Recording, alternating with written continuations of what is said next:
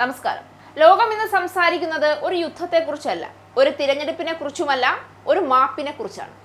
ആ മാപ്പ് പറയാൻ പോകുന്ന ഒരു സാധാരണ മനുഷ്യനല്ല എന്നതാണ് ആ മാപ്പിന്റെ പ്രത്യേകത. ലോകത്തിലെ ഏറ്റവും വലിയ സോഷ്യൽ മീഡിയ സാമ്രാജ്യത്തിന്റെ അധിപൻ, കോടിക്കണക്കിന് മനുഷ്യരുടെ അഭിപ്രായങ്ങളെയും ആശയവിനിമയങ്ങളെയും നിയന്ത്രിക്കുന്ന ടെക് ഭീമൻ, മെറ്റയുടെ തലവൻ മാർക്ക് സക്കർബർഗ്. ആ മാപ്പ് സ്വീകരിക്കാൻ പോകുന്നത് മറ്റാരുമല്ല, ലോകത്തിലെ ഏറ്റവും വലിയ ജനാധിപത്യ രാജ്യത്തിന്റെ പ്രധാനമന്ത്രി നരേന്ദ്രമോദി. ഒരു രാഷ്ട്രീയ നേതാവിനോടുള്ള വ്യക്തിപരമായ ഖേദ പ്രകടനം എന്നതിലുപരി ഡിജിറ്റൽ ലോകത്തിന്റെ ഉത്തരവാദിത്തത്തെക്കുറിച്ചുള്ള ഏറ്റവും വലിയ ചോദ്യമായി ഈ സംഭവം മാറുകയാണ്. ചോദ്യചോർച്ചകളിൽ നടപടി ഉറപ്പു നൽകി പ്രധാനമന്ത്രി നരേന്ദ്രമോദി പോസ്റ്റ് ചെയ്ത സെൽഫി വീഡിയോ ഫേസ്ബുക്കിൽ നിന്ന് നീക്കാനിടയായ സംഭവത്തിലാണ് നടപടികളുമായി കേന്ദ്ര സർക്കാർ മുന്നോട്ടു പോകുന്നത്. ഉത്തരവാദികളായവർക്കെതിരെ നടപടിയെടുക്കണമെന്നും അല്ലെങ്കിൽ IT നിയമം ഉറപ്പു നൽകുന്ന നിയമപരിരക്ഷ നീക്കം ചെയ്യുമെന്നും അറിയിച്ച് communications and information technology parliamentary സമിതി മെറ്റയ്ക്ക് അന്ത്യശാസനം നൽകി കഴിഞ്ഞു. 3 ദിവസത്തിനുള്ളിൽ നടപടി സ്വീകരിക്കണമെന്നാണ് ആവശ്യം. 140 കോടി ഇന്ത്യക്കാരുടെ പ്രതിനിധിയായ പ്രധാനമന്ത്രി മോദിയുടെ വീഡിയോ നീക്കം ചെയ്ത നടപടി ജനാധിപത്യത്തിനു നേരെയുള്ള ആക്രമണമാണ് എന്ന് BJP MP നിഷികാന്ത് ദുബെയുടെ നേതൃത്വത്തിലുള്ള സമിതി ആരോപിക്കുകയാണ്. ഈ വിഷയത്തിൽ ഉത്തരവാദികളായവർക്കെതിരെ ഫേസ്ബുക്ക് നടപടി എടുത്തില്ല എങ്കിൽ കമ്പനിക്ക് നിയമപരിരക്ഷ നൽകുന്ന സേഫ് ഹാർബർ വകുപ്പ് നീക്കം ചെയ്യും. മാർക്ക് സക്കർബർഗ് മാപ്പ് പറയേണ്ടി വരും, അല്ലെങ്കിൽ കേസ് രജിസ്റ്റർ ചെയ്തേക്കാമെന്നും സമിതി അറിയിച്ചു.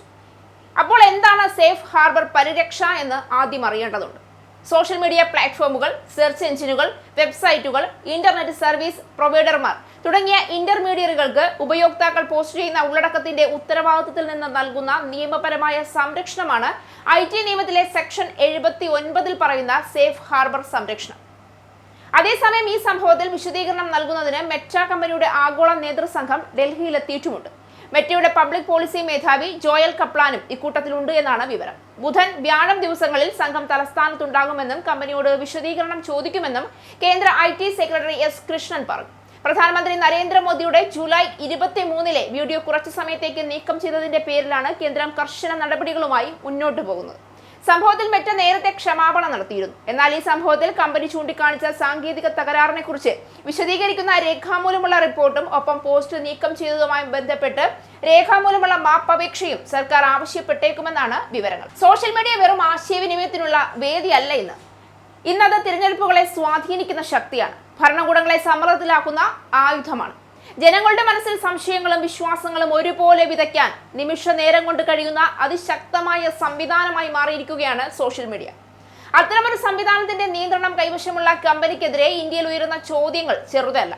പ്രധാനമന്ത്രിക്കെതിരെയുള്ള ഉള്ളടക്കങ്ങൾ, വ്യാജ പ്രചരണങ്ങൾ, വിദ്വേഷ പ്രചരണങ്ങൾ, സുരക്ഷയെ ബാധിക്കാവുന്ന പോസ്റ്റുകൾ എന്നിവ കൈകാര്യം ചെയ്യുന്നതിൽ മെറ്റ ആവശ്യമായ ജാഗ്രത പാലിച്ചോ എന്ന ചോദ്യമാണ് ഇപ്പോൾ രാജ്യത്തിന്റെ പാർലമെന്ററി സമിതിയുടെ മുന്നിലുള്ളത്. ഇതൊരു മാപ്പിന്റെ കഥ മാത്രമല്ല, ലോകത്തിലെ ഏറ്റവും വലിയ ടെക് കമ്പനികൾ ജനാധിപത്യ രാജ്യങ്ങളുടെ നിയമങ്ങൾക്ക് മുന്നിൽ എത്രത്തോളം ഉത്തരവാദികളാകണമെന്ന അടിസ്ഥാന ചോദ്യത്തിന്റെ കഥ കൂടിയാണ്.